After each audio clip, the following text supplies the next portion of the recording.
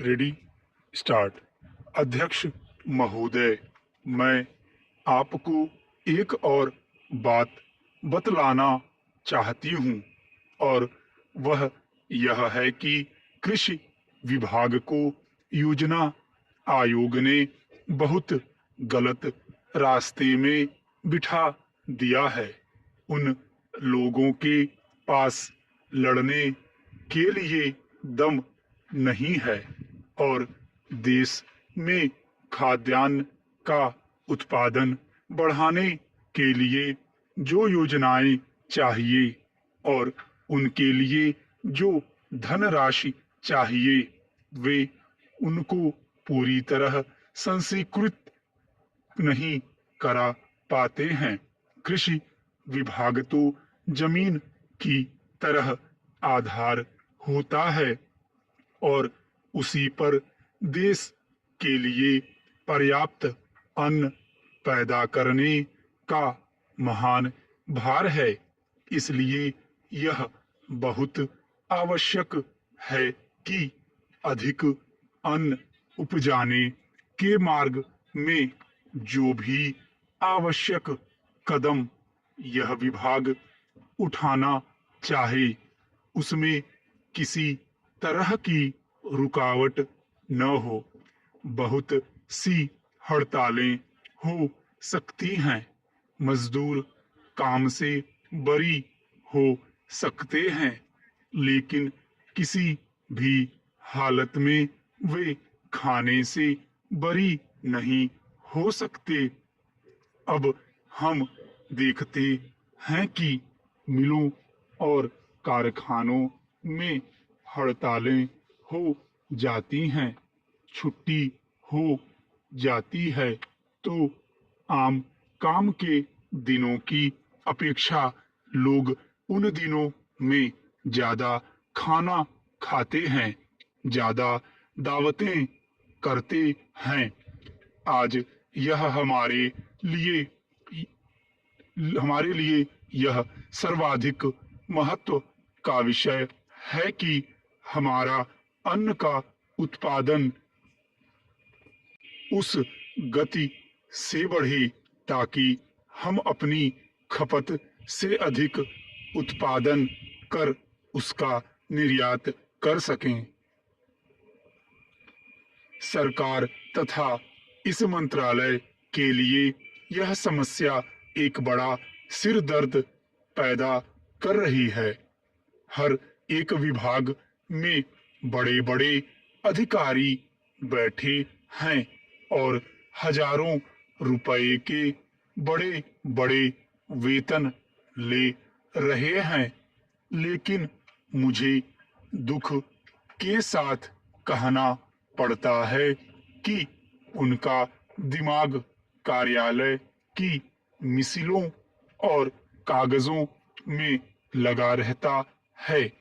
इस विभाग का काम बहुत ही महत्वपूर्ण है।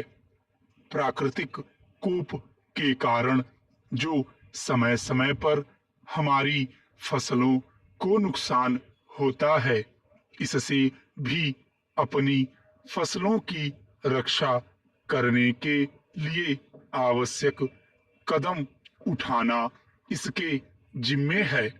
आज मेरे पास लखनऊ से कुछ लोग आए थे और वे लोग बोल रहे थे कि यहाँ दिल्ली में इस अवसर पर ठंडी हवा चल रही है और आप यहाँ दरवाजे बंद करके बैठे हैं या आराम से लेटे हैं, लेकिन हमारी तो जान खतरे में है।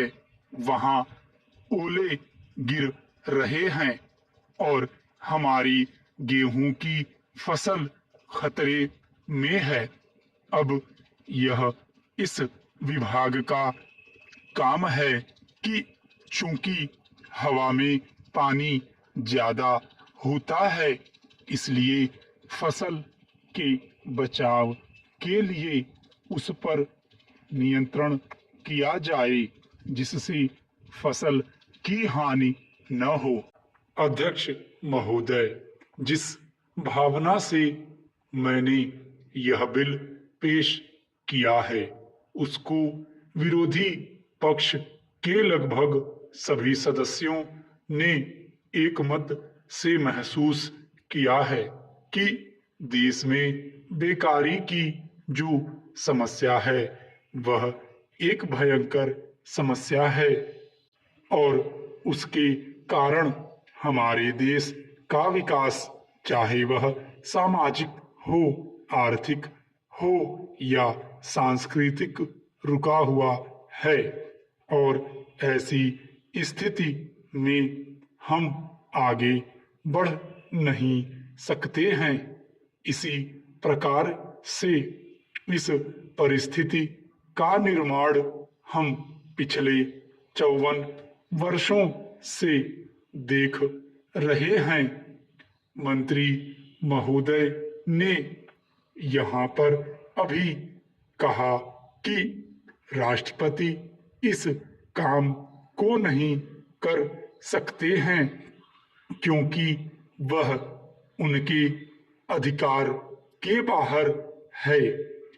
आप राज्यों में राज्यपाल शासन स्थापित करते हैं जब यह देखते हैं कि किसी राज्य में वहाँ की व्यवस्था, वहाँ का विकास ठीक नहीं हो रहा है, जब किसी राज्य में गड़बड़ी फैल रही हो, विकास का काम समाप्त हो गया हो और जिम्मेदारी से लोग काम न करते हों, तो वहाँ पर राज्यपाल शासन स्थापित किया जाता है।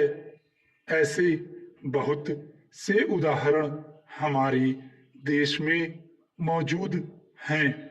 उसी प्रकार से हमारे राष्ट्रपति हैं और अगर देश में इस तरह की स्थिति वर्षों तक चले तो कोई कारण नहीं है।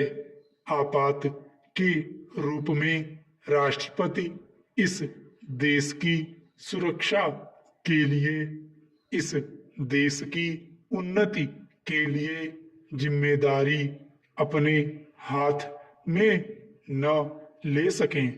हमारे भाइयों ने बहुत से उदाहरण दिए हैं कि राज्यों में संयुक्त सरकारें नहीं चलीं, लेकिन उसके पीछे राजनीतिक हथकंडे थे। अगर कोई राजनीतिक पार्टी जिम्मेदारी से काम नहीं करती तो विधान में यह स्पष्ट है कि राष्ट्रपति शासन अपने हाथ में लें। मैं एक उदाहरण देता हूँ कि संविधान में आदिवासी हरिजनों के उत्थान के लिए प्रण किया गया था कि 10 वर्ष में उनकी सामाजिक तथा आर्थिक स्थिति को सुधार देंगे, लेकिन यह सरकार उसमें भी असफल रही।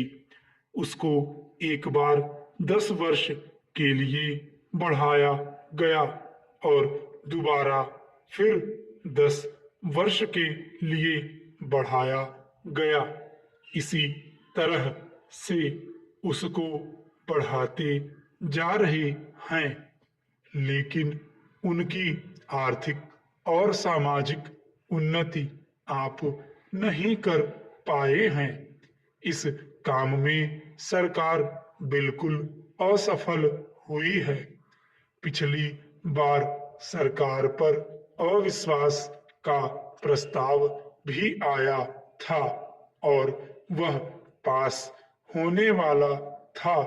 इसलिए मेरा कहना है कि हमारे देश में यह जो बेकारी की समस्या है वह एक बहुत ही भयंकर समस्या है। स्टॉप।